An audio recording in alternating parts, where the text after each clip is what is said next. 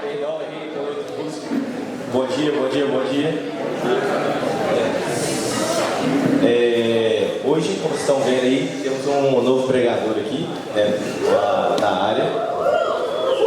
E esse aqui, meu primo, Gabriel Pacheco, ele fundou o Instituto Prisma, começou esse ministério na vida dele, empregado em vários estados, vários países, e tenho muita alegria de poder estar aqui pregando o Evangelho, falando mais um pouco para vocês, e que o Senhor possa mesmo usar a vida dele para falar dos corações de cada um. Então, pedir por favor para não ficar mexendo no celular, prestar atenção, que vai ser uma palavra muito boa, com certeza, e o Senhor vai falar muito nos nossos corações. Se puder estender as mãos para orar por ele. Nosso Senhor Jesus, nos colocamos aqui, Pai, a vida do Gabriel nas tuas mãos. Que o Senhor possa mesmo usar a boca dele, Pai, para pegar o teu Evangelho, para falar aquilo que o Senhor desejar. Que a tua vontade, Pai, seja feita aqui nesse lugar. E que o Senhor, Pai, ganhe os nossos corações a cada dia mais, Pai. Que o Senhor use a vida dele, a boca dele, conforme os teus desejos, Pai.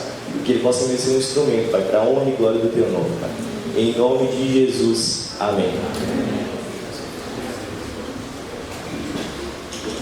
Bom dia, pessoal. Bom dia. Tudo bem? Sim. Estou muito feliz de estar aqui. Essa é a primeira vez que eu estou vindo pregar junto com minha esposa. A gente casou tem 1 mês e meio.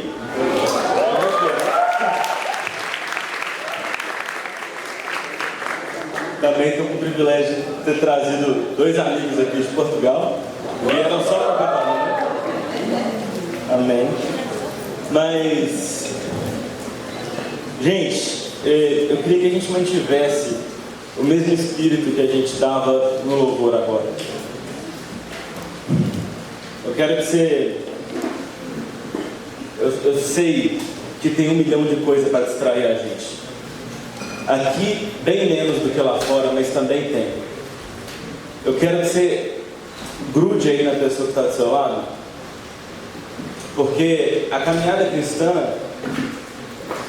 da mesma forma, inclusive eu vou comentar um pouco sobre isso aqui, a caminhada cristã é sobre a gente ser Cristo para o outro, E da mesma forma como Pedro afogou naquelas águas e Jesus puxou ele, nós temos que fazer isso uns pelos outros. Eu quero que você, no meio das suas distrações, no meio da sua crise de fé, no meio de todas as suas dúvidas, eu quero que você, no seu afogamento, se apegue aí na pessoa que está do seu lado e fala: ora por mim, me ajuda, me ajuda, não deixa eu afundar, não deixa eu afundar. E você que está orando por essa pessoa, seja Cristo na vida dessa pessoa.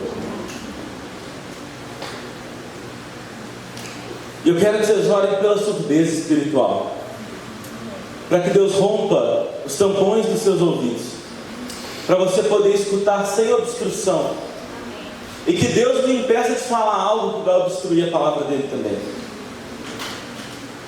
Gruda aí com a pessoa que está do seu lado agora, chama ela para perto, chama ela para perto, e traz toda a sua honestidade para esse momento. Eu não quero que você fique dando uma de santarrão do lado dessa pessoa.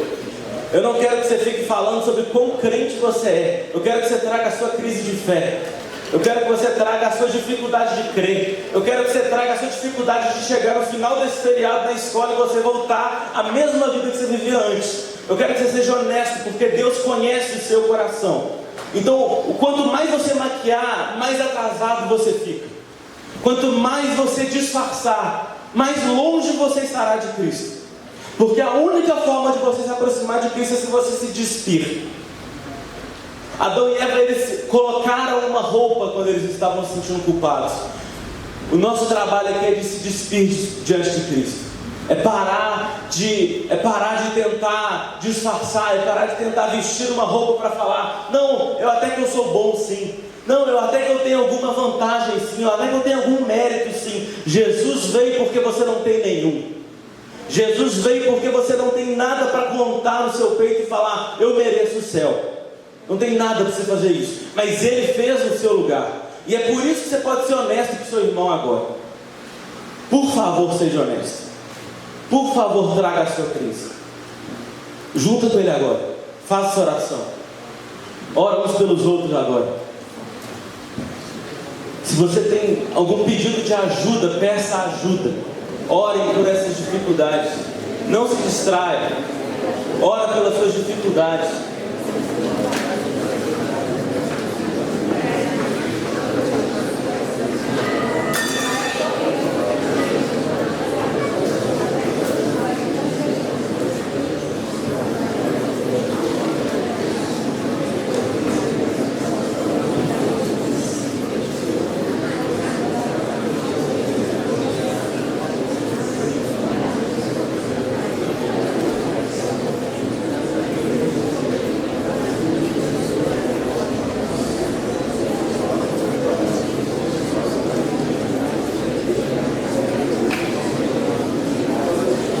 Senhor Jesus, nós te clamamos nessa manhã, nós te clamamos nesse lugar, nós precisamos da tua presença revelada aos corações. Retórica nenhuma consegue convencer os corações a se converterem a ti, Pai. Somente o teu Espírito Santo pode abrir os olhos, somente o teu Espírito Santo pode acabar com a surdez, somente o teu Espírito Santo pode fazer algo aqui. Nenhum de nós pode, só o teu Espírito. Então nós clamamos pelo teu Espírito. E nessa comunhão em que nós oramos uns pelos outros, nós clamamos por aquele que fez a paz entre inimigos. Nós antes éramos inimigos e agora somos reconciliados em ti. E por causa disso nós temos uns aos outros. Obrigado pela comunhão, Jesus. Senhor Jesus, encontra cada um aqui na sua crise, encontra cada um aqui na sua necessidade, na sua dúvida, na sua angústia. Nos atrai a ti, Senhor. Expõe o teu rosto a nós nessa manhã, por favor.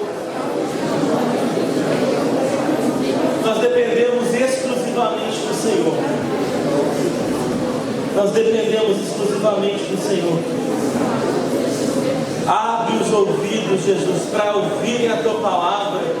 Tampa a minha boca de falar o que não vem de ti. Em nome de Jesus. Em nome de Jesus. Em nome de Jesus. Amém. Amém. Amém. Pode terminando de orar uns pelos outros.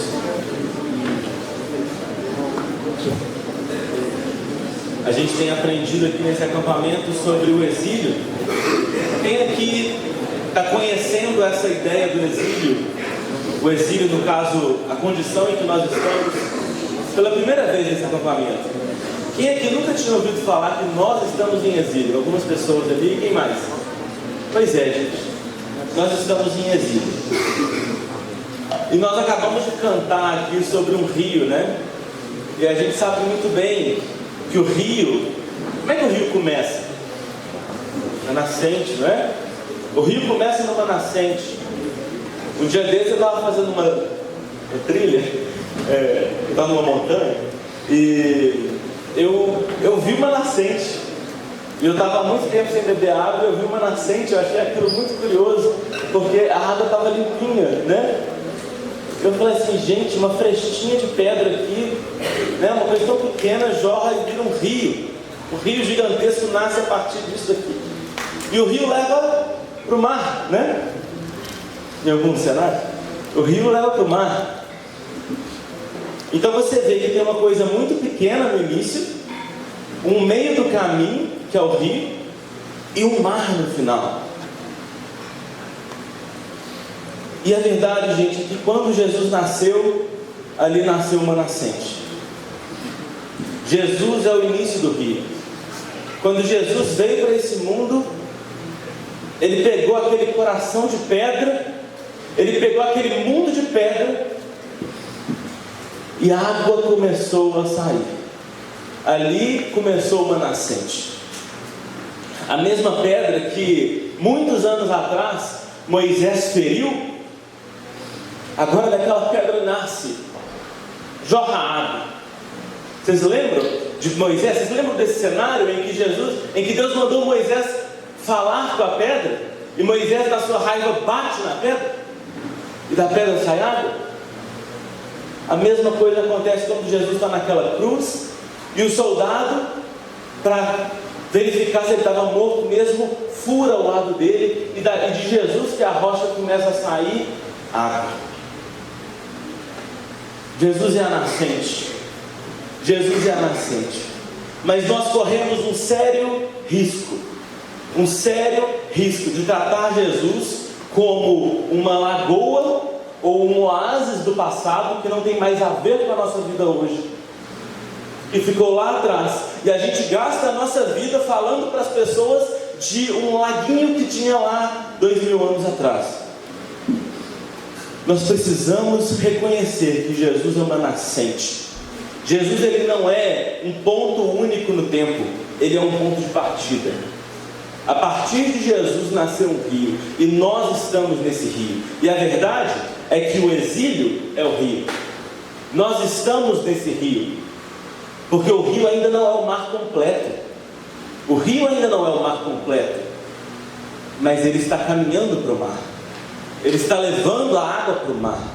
E o mar são céus e terra totalmente restaurados na Nova Jerusalém. Esse é o mar.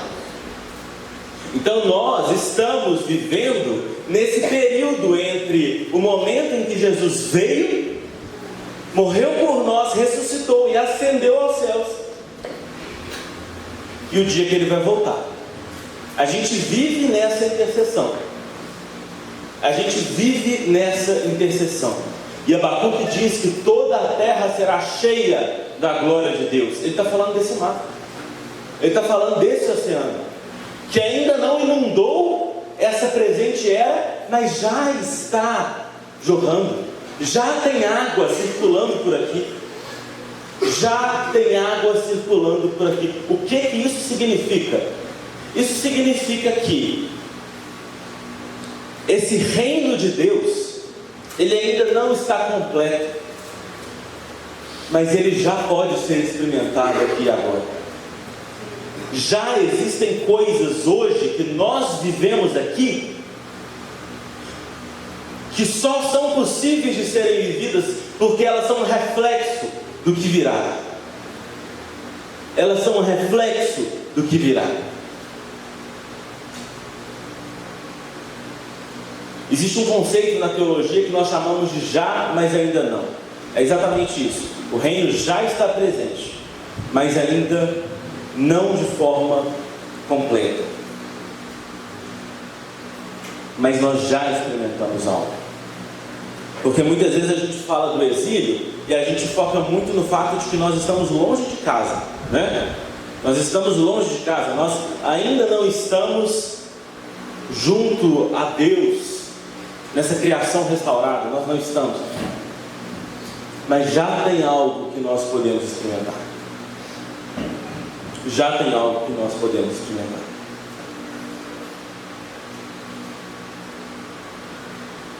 Eu fui chamado aqui para falar sobre como que nós vivemos a nossa vida cristã nesse exílio. E se nós ignorarmos que o reino já é uma realidade presente, a nossa vida no exílio, ela cai por terra. Ela cai por terra. Quantos aqui já vieram em acampamentos, ou já foram no final do culto num apelo, né?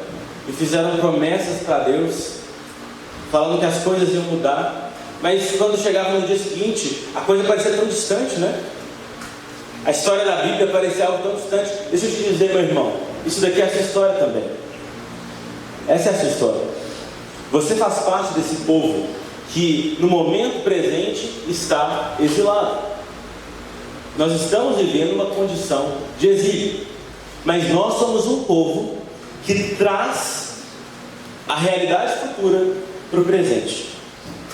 Novamente citando ali o povo no deserto, vocês devem se lembrar daquela passagem de Números 13, onde Moisés envia alguns espias para conferir ali como é que era a terra de Canaã, né?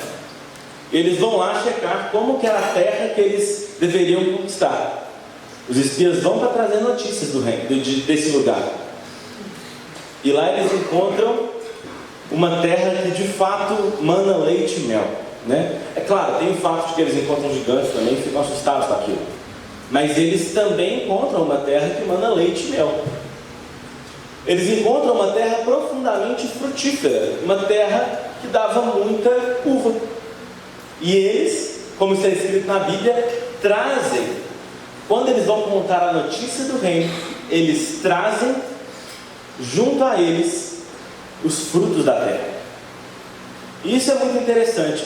Por quê? Porque o nosso chamado aqui, gente, o nosso chamado como cristãos, não é o de ficar falando de uma terra que a gente sabe que existe, mas nunca viu.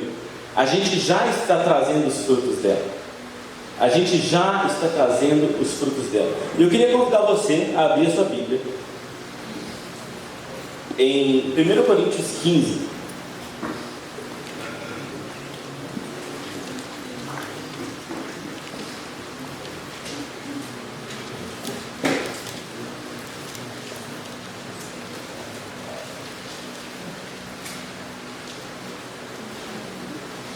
Primeiro Coríntios 15 é talvez um dos capítulos mais importantes da Bíblia, tá? Se você nunca parou para estudar 1 Coríntios 15, eu aconselho que você o faça, porque esse é o capítulo onde Paulo vai falar por 58 versículos sobre a ressurreição.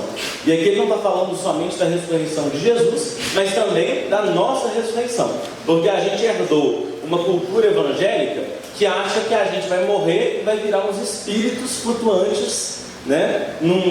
Numa coisa meio esotérica ali, onde a gente vai ficar tocando harpa no céu, né? E a verdade bíblica não é essa. A verdade bíblica é o quê? Esse mundo caiu, mas Deus, por amar tanto esse mundo, está restaurando esse mundo e transformando ele nessa criação restaurada. A Nova Jerusalém não é igual aquelas pinturas mormons que a gente vê por aí. Não tem nada a ver com aqueles lugares celestiais com umas nuvenzinhas e uns anjos tocando harpa e a gente tocando harpa junto. A Nova Jerusalém é esse mundo redimido, é esse mundo restaurado, é esse mundo com a maldade extirpada dele.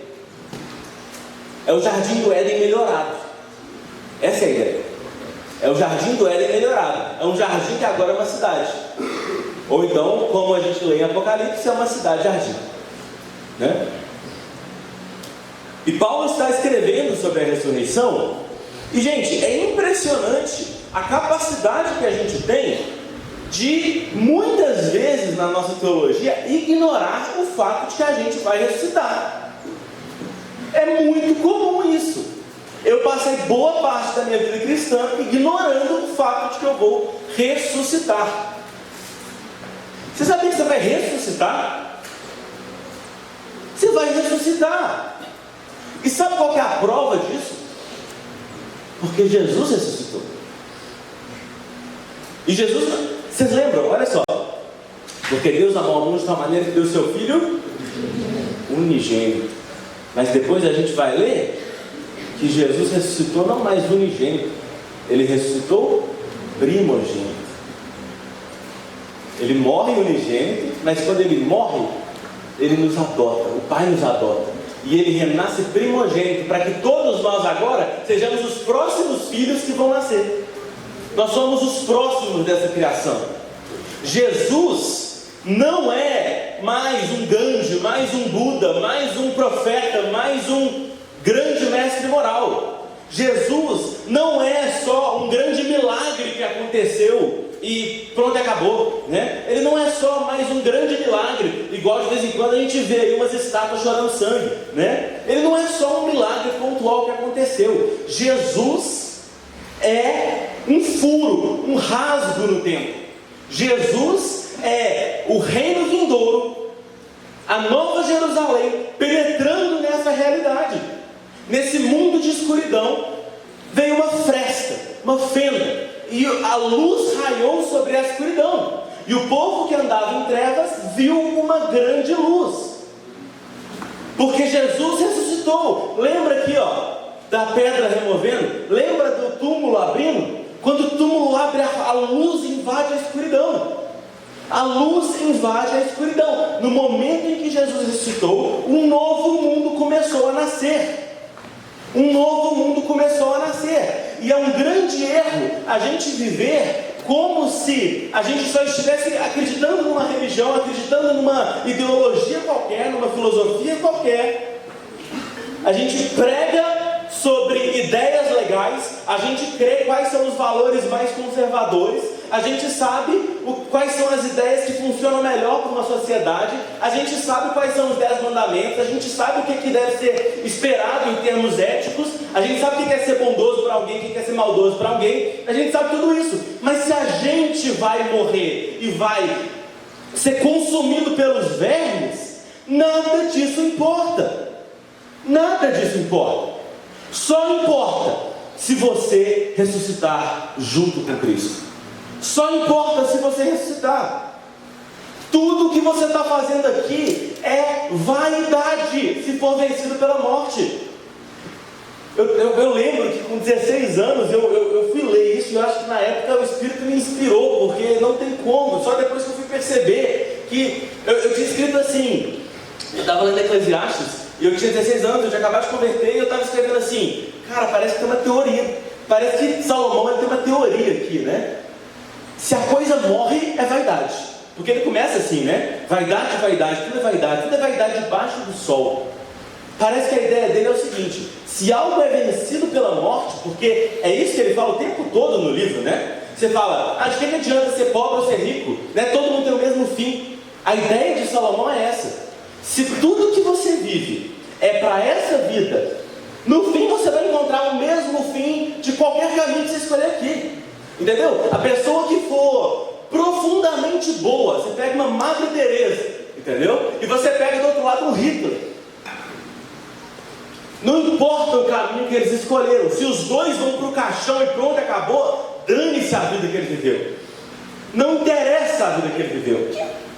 Não interessa. Por quê? Porque se morre é vaidade. No hebraico a palavra vaidade é uma palavra muito interessante, porque a gente está acostumado a ouvir a palavra vaidade e pensar em alguém olhando no espelho, né? A gente começa a pensar em algo que é fútil, né? É vaidade. Assistir uma comédia pastelão é vaidade, né? É besteira, é em vão, é inútil, não serve de nada. Mas a ideia é que vaidade no hebraico é a palavra revel, de onde vem a palavra também Abel. Sim, o nome Abel, Caim e Abel. Por quê? Revel significa fumaça. Revel significa algo que você tenta agarrar e não consegue, porque é uma fumaça. Abel recebeu esse nome porque ele mal nasceu e já morreu. Revel. Não é que ele era vaidade no sentido de pecado, mas era vaidade no sentido de que ele morreu. Ele morreu. E se morre é vaidade. Esse é o argumento de Salomão. Se morre é vaidade. Se morre não vale a pena. Não vale a pena. Tendo isso em mente, eu gostaria que a gente lesse o capítulo 14 de 1 Coríntios 15, que diz assim, 15 e 14. Versículo 14 diz assim: e se Cristo não ressuscitou, então a nossa pregação é inútil, e também a vossa fé. Pulo para o versículo 19, que diz assim: se a nossa esperança em Cristo é apenas para esta vida, somos os mais dignos de compaixão entre todos os homens. Presta atenção nesse versículo. Se a nossa esperança em Cristo é apenas para esta vida, somos os mais dignos de compaixão entre todos os homens. Versículo 20. Mas na verdade Cristo ressuscitou dentre os mortos, sendo Ele o primeiro entre os que faleceram. Primeiro, primogênito. Porque assim como a morte veio por um homem, também por um homem veio a ressurreição dos mortos. Pula para o versículo 32. Aqui Paulo está explicando sobre os sofrimentos que ele viveu no ministério dele. E ele está falando o seguinte: de que adianta eu viver todos esses sofrimentos se eu vou morrer? Olha o que ele diz, versículo 32. Se como um simples homem lutei com feras em Éfeso, de que me adianta isso? Se os mortos não ressuscitam, comamos e bebamos, porque amanhã morreremos. Comer e beber aqui, a gente logo pensa num carnaval, né? A gente pensa numa coisa meio dionisíaca ali, um negócio, uma festa dos prazeres, né? Mas na verdade, gente, o que vocês fizeram hoje de manhã? Vocês comeram e beberam. Tomaram café, comeram pão, né? O que Paulo está falando aqui? Se não tem ressurreição, vive uma vida de qualquer jeito, vive uma vida ordinária. Não preocupa com o cristianismo, não preocupa com essa fé aqui. De nada vale se Cristo não ressuscitou. E é por isso que o cristianismo é totalmente diferente de outras religiões. Porque as outras religiões, elas vão enfatizar sobre uma vida aqui. Às vezes a gente vê várias pessoas falando que é importante você ter espiritualidade, né? Várias pesquisas são feitas sobre isso, né? Como que a espiritualidade ajuda no combate à depressão, à ansiedade, por exemplo. É bom ter espiritualidade. E todo mundo hoje tem espiritualidade, né? Você vai numa faculdade hoje, principalmente numa faculdade mais humanas, né? Você vai ver a galera lá, todo mundo é meio budista, meio católico, meio espírita, meio umbandista, meio qualquer... Ele é tudo. A pessoa é tudo. Por quê? Porque ela é espiritual. Mas o cristianismo não é sobre espiritual. O cristianismo é sobre um reino que foi inaugurado e que nós agora, por causa do sacrifício de Jesus, porque nós morremos com Ele e porque nós ressuscitaremos com Ele, podemos viver também, porque nós ressuscitaremos. Nós vivemos uma fé hoje que ela é o já, mas ainda não, e em grande parte a nossa fé é uma fé que aponta para o futuro, e ela não é uma fé focada no presente. O foco da nossa fé é um horizonte de esperança. A nossa fé, ela é enraizada num horizonte de esperança, que se a gente perde de vista, não faz mais sentido a nossa fé. Não faz mais sentido a nossa fé. Queria que agora a gente abrisse em Daniel.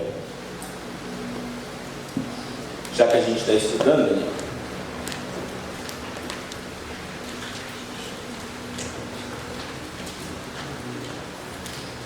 Daniel, capítulo 3.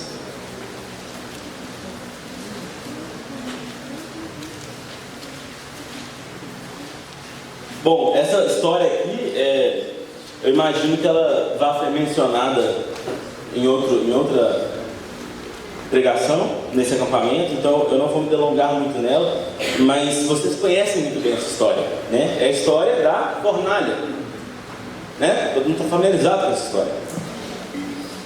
Basicamente, o rei Nabucodonosor, vaidoso como ele era, mandou construir uma estátua gigantesca para que todo mundo do reino o adorasse. E de repente, ele descobre que teve 3 judeus ali que se recusaram a se dobrar. Eles se recusaram a se submeter ao padrão babilônico, que a gente já tinha visto eles fazendo isso alguns capítulos antes, né? A gente viu eles rejeitando a dieta do rei. A gente viu sobre isso.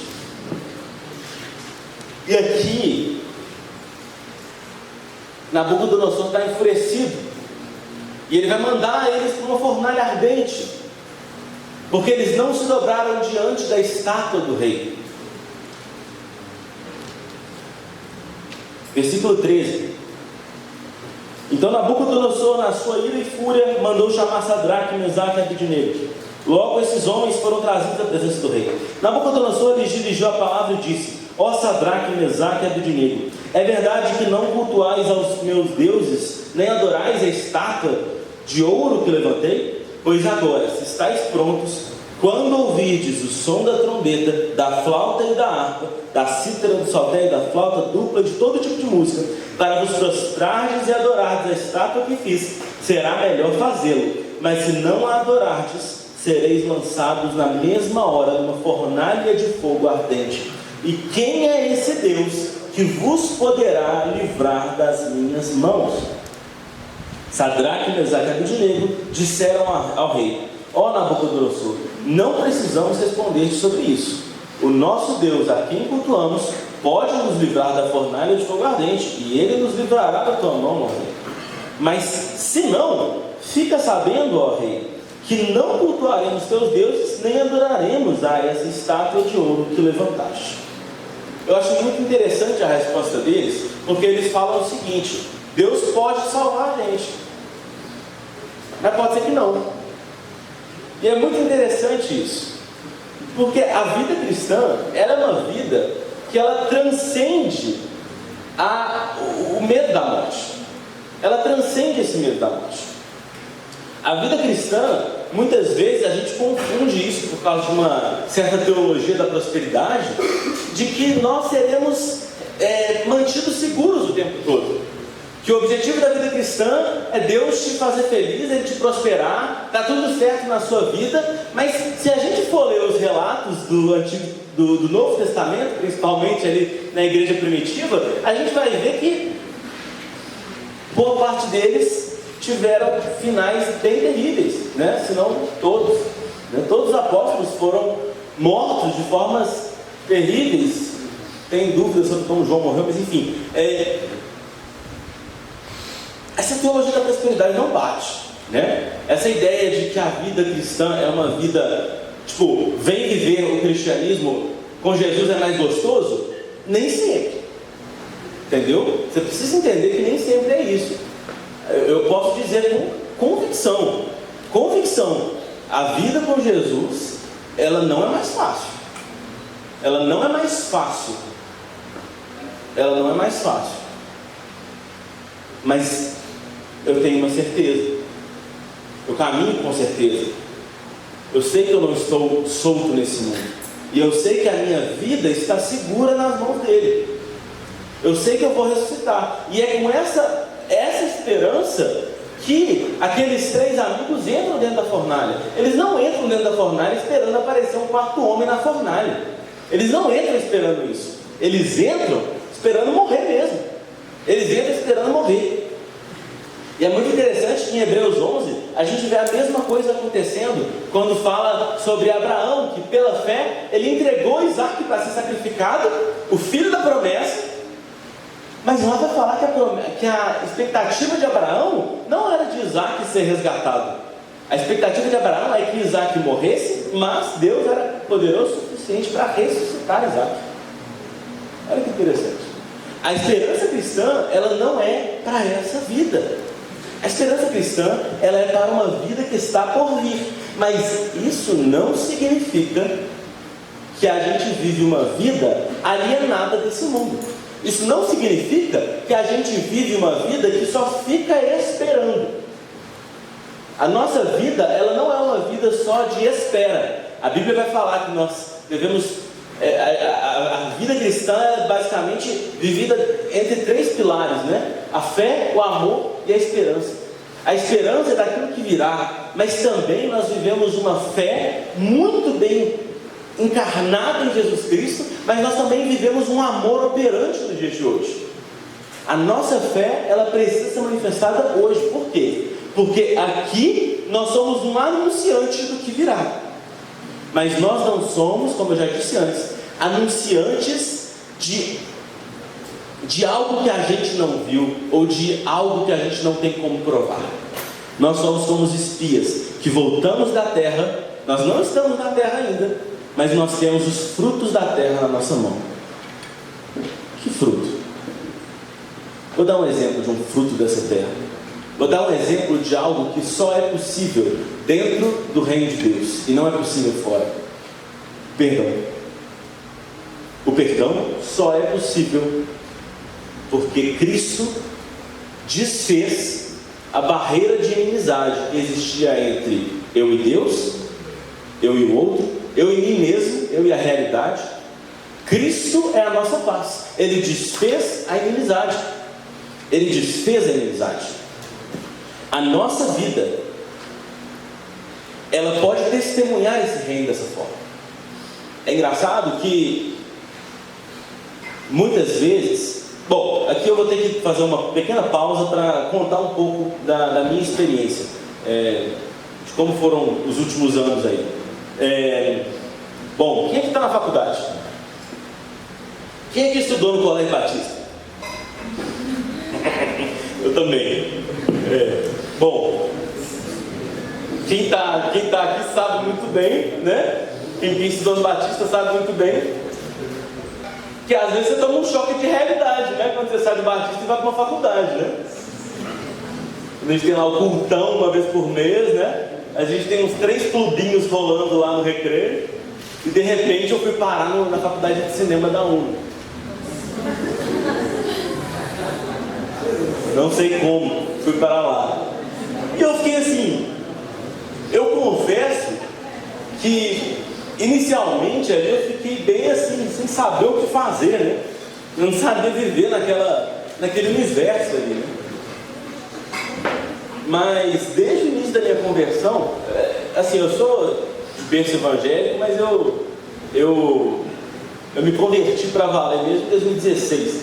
E desde essa época, não sei se o Filipinho vai lembrar, desde essa época, porque eu entrei no Batista no ano que eu me converti, né?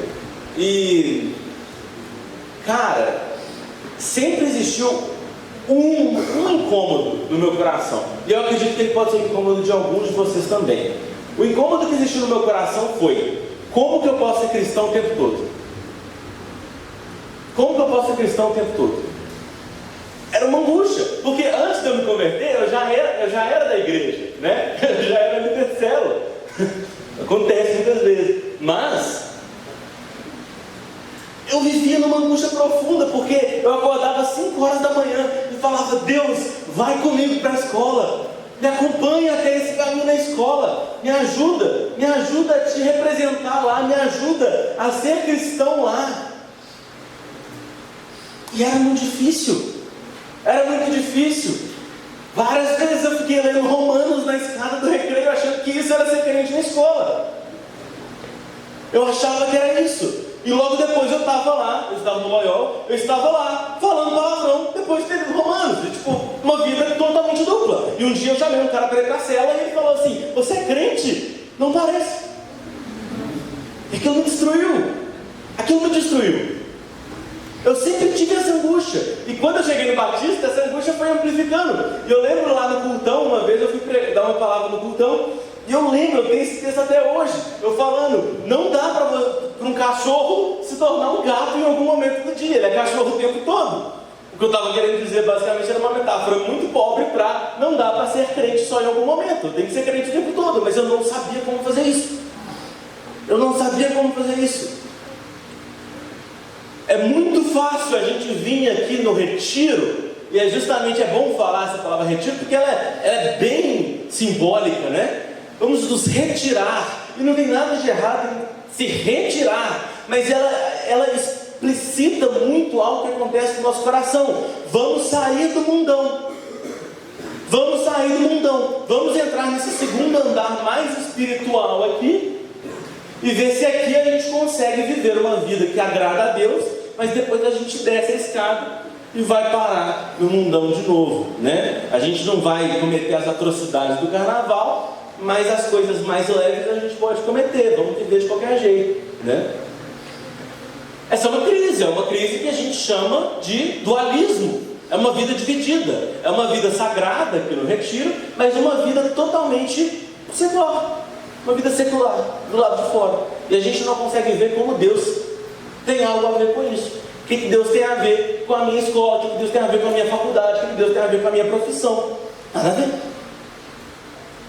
Nada a ver.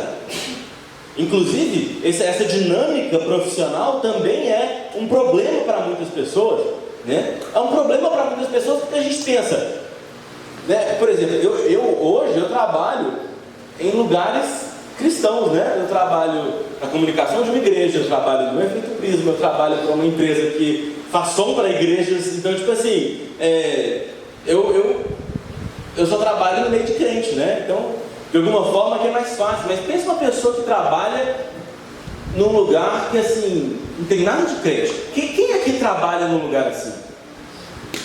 Pensa, meu irmão, que pensa. Nós olhamos para as profissões, né, dos missionários, dos teólogos, dos pastores, e a gente pensa: esses aí são os profissionais cristãos de tempo integral, né? Esses aí são cristãos de tempo integral. Esses aí são cristãos o tempo todo. Eu não, eu sou advogado. Eu sou um advogado que consigo ter um tempo ali do meu dia para fazer um devocional, quem sabe, mas no resto do meu dia eu sou outra coisa. Eu sou outra coisa. E bom, eu estava na faculdade de cinema, eu comecei a ler um camarada que talvez muitos já tenham escutado o nome dele numa música do Marcos Almeida, o Huckmacher, né? E ele é um historiador da arte holandês. E eu estava lendo o livro dele e ele começou a falar coisas muito interessantes que começaram a queimar no meu coração. Ele começou a falar sobre... Eu vou citar exatamente a frase, porque essa frase queimou no meu coração por meses e meses, né? Ele falou assim: Cristo não veio para nos tornar cristãos somente. Cristo não veio para ser um guru de uma religião. Cristo veio para nos tornar humanos, plenamente humanos, vivendo em amor e liberdade. Cara, isso me marcou muito. E isso faz muito sentido. Nós somos cristãos, sim, mas o propósito de Cristo não é te fazer cristão. O propósito de Cristo é te restaurar completamente. O propósito de Cristo é te restaurar. E para a gente entender isso, a gente precisa lembrar que a Bíblia não é a história que nós aqui desse clubinho evangélico estamos adotando. A Bíblia é a história do universo. A Bíblia é a história da humanidade completa. Deus criou esse mundo e nos criou, homem e mulher, Ele nos fez a sua imagem e semelhança. E sabe o que significa uma imagem e semelhança? Sabe o que é uma imagem e semelhança? Imagem, na Bíblia, naqueles tempos, ali na Mesopotâmia, imagem era a estátua que era construída numa região dominada por um império, para falar: esse lugar tem um dono. E aí construía a estátua que representava o império dominante. Isso era uma imagem. A imagem não era o rei, mas representava o rei. Entendeu? A imagem é isso. E geralmente eles faziam isso dentro dos templos religiosos, né? Então é interessante, olha só, pensa comigo. Você está lá, volta, sei lá, 100 mil anos atrás, ok? Você está lá na Mesopotâmia, e aí você entra num templo. Você entra num templo e você encontra uma estátua lá, ok? Você chega nesse templo e você olha e você reconhece: ah, ok, quem domina esse lugar aqui é o rei X, né? Ok. Agora pensa comigo. Deus cria esse mundo. Ele coloca eu e você nele. E Ele chama a gente de imagem de Deus. O que isso significa? Isso significa duas coisas. Primeiro, que esse mundo inteiro é o templo de Deus.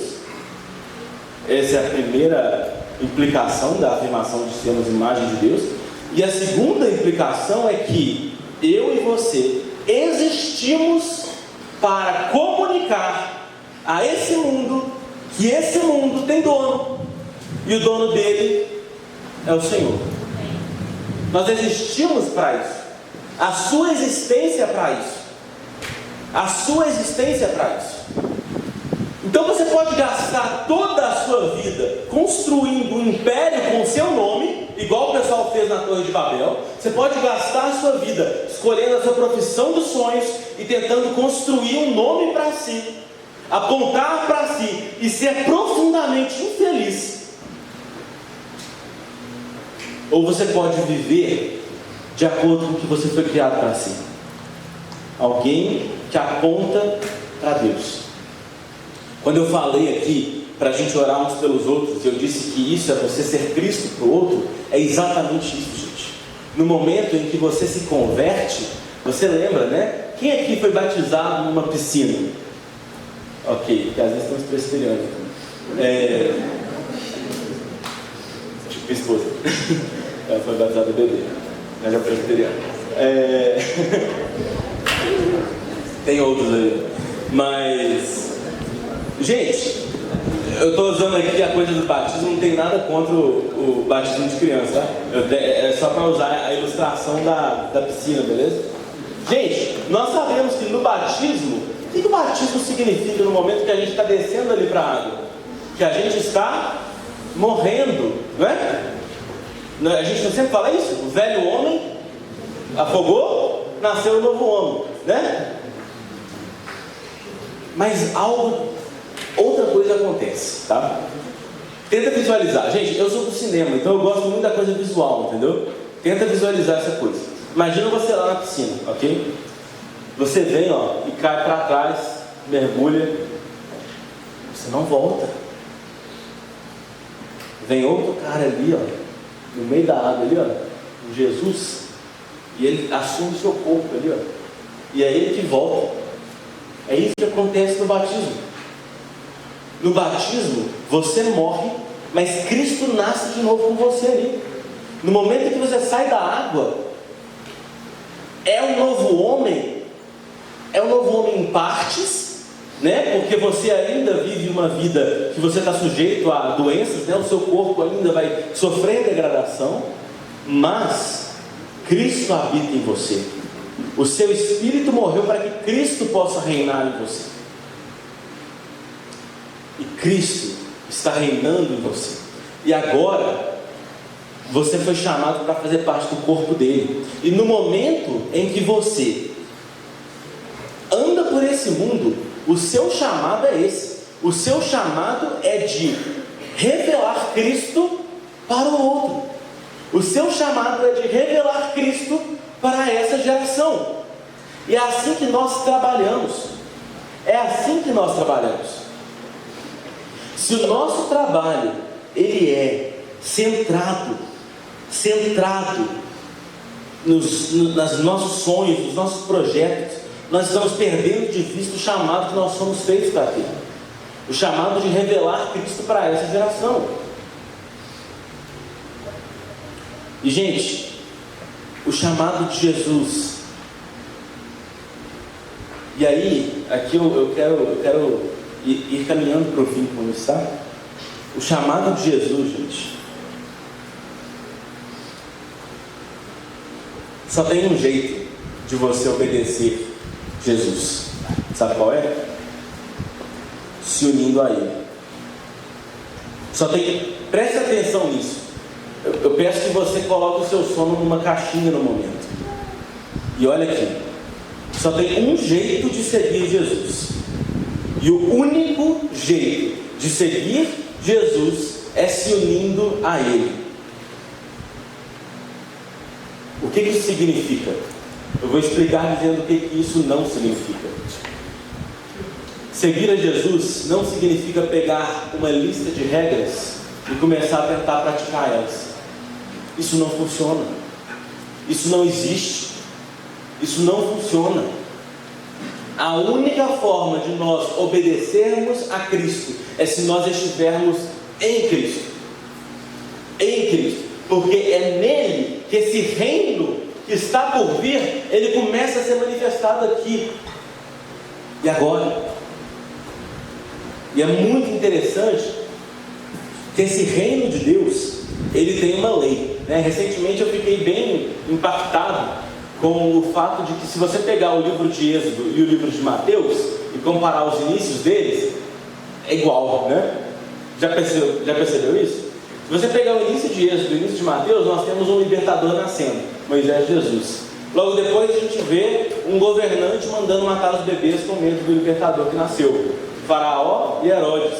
E aí nós vemos o libertador indo para o Egito, Moisés indo para o Egito, no cesto, e Maria e José fugindo para o Egito com Jesus e ficando lá por um tempo até Herodes morrer, né? E depois desse tempo no Egito, eles saem do Egito e atravessam o Mar Vermelho.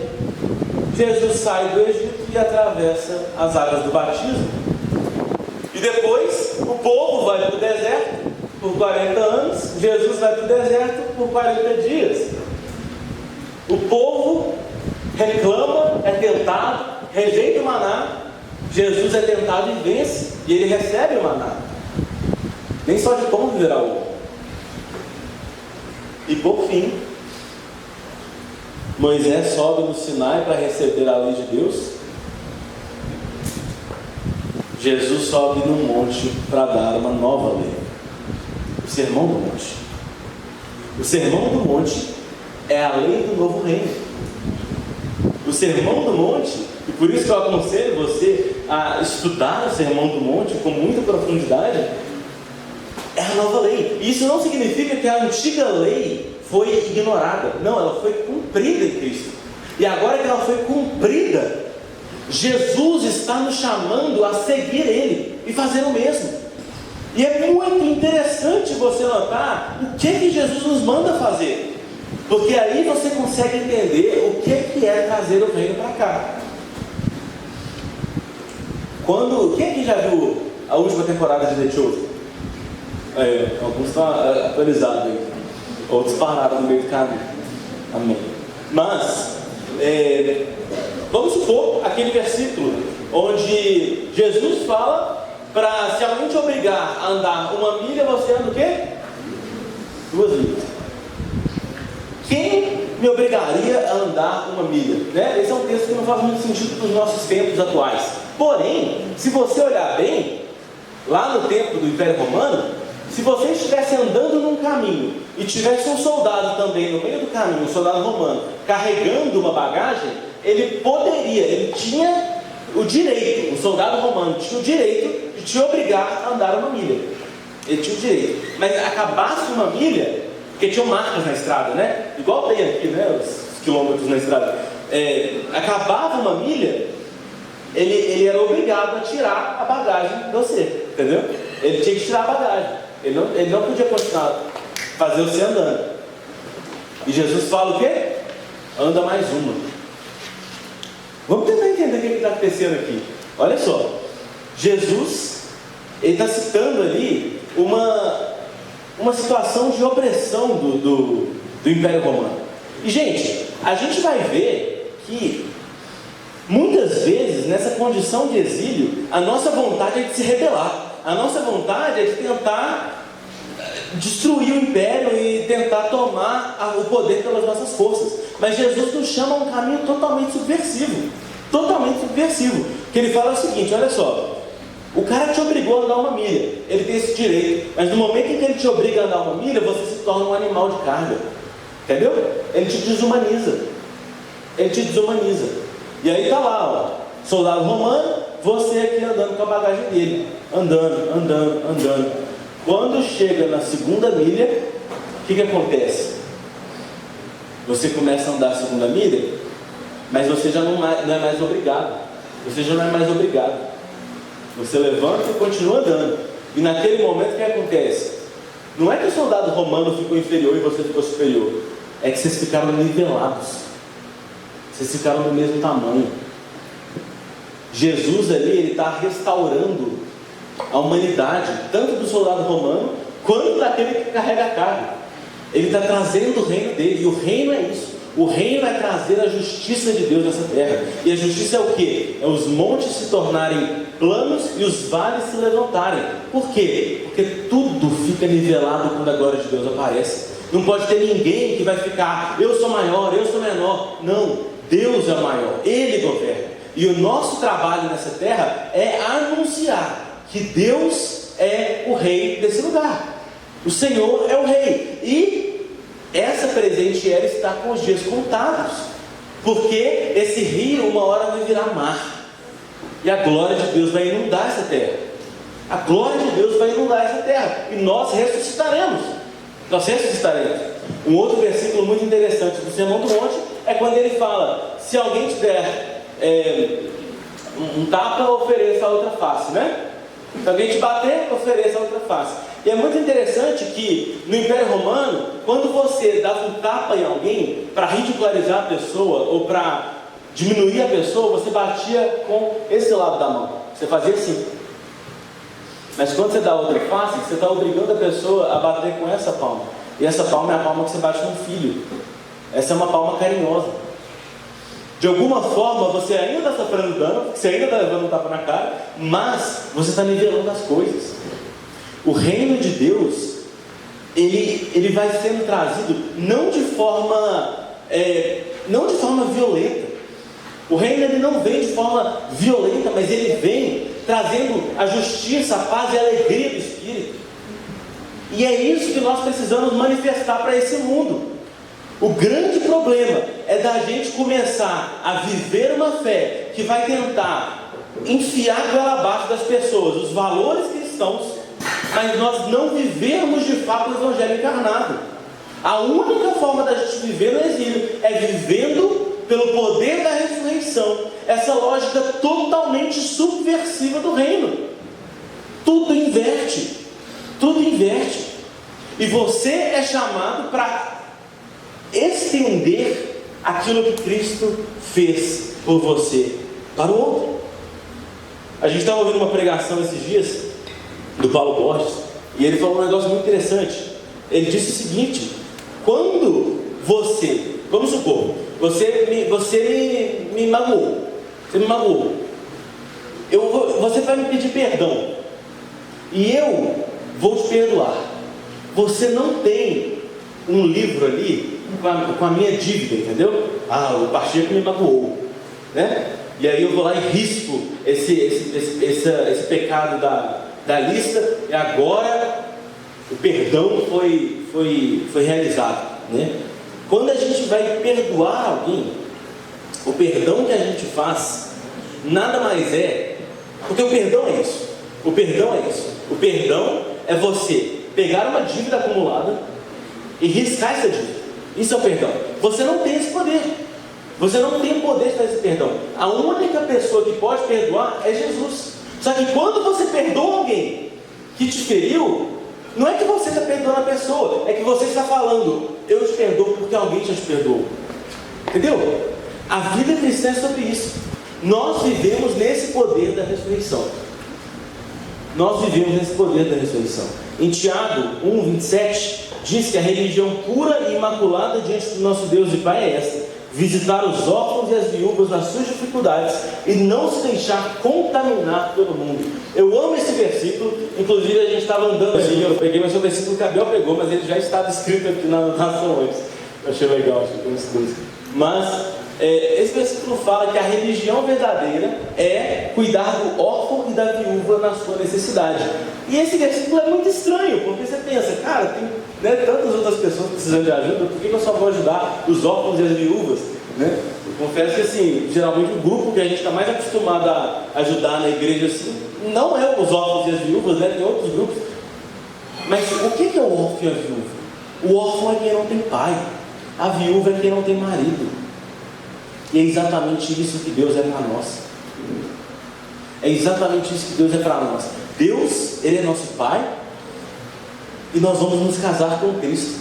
Quando Tiago está falando que a religião pura é ajudar, socorrer o órfão e a viúva, ele não está falando que a prática cristã se limita ao órfão e à viúva, mas o que ele está falando é o seguinte: nosso chamado é ser o rosto de Deus para que o mundo conheça a Deus. Não porque nós somos Deus, o holofote não está na gente, nós somos igual a lua, a gente não tem luz natural, a gente aponta para a existência do sol, a gente só brilha porque o sol está brilhando, e o sol está brilhando cada vez mais forte, e o nosso chamado é de brilhar essa luz para o mundo ver. Amém, gente? Amém. Curva sua cabeça aí, vamos orar?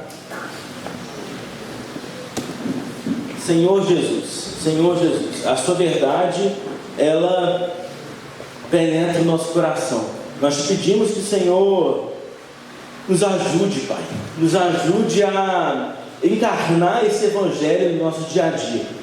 Nos ajuda, Senhor, a não viver uma fé restrita na igreja, nos nossos grupos, nesse acampamento, mas Deus nos ajuda a levar o teu reino para onde quer que nós passemos. Senhor Jesus, que onde nós passemos as pessoas conheçam a Ti, Jesus. Nos livra de tentar levar uma santidade na força do nosso braço. Nos livra de tentar enfiar uma lista de regras na goela das pessoas, Pai. Nos livra, Pai, mas nos ensina a demonstrar a vida do Evangelho. Nos ajuda, Senhor, nos socorre, Pai. Nós precisamos de Ti. Te peço que o Senhor sustente cada irmão aqui nas suas vidas ordinárias aqueles que estão em crise de fé, que o Senhor possa restaurá-los, Pai, e trazer convicção do chamado deles. Eu te peço, Jesus, para aqueles que não sabem como viver uma vida cristã nos seus ambientes ordinários, Pai, que eles possam mesmo transbordar do Espírito Santo. Por favor, Jesus. É isso que eu te oro, Pai. Em nome de Jesus. Amém.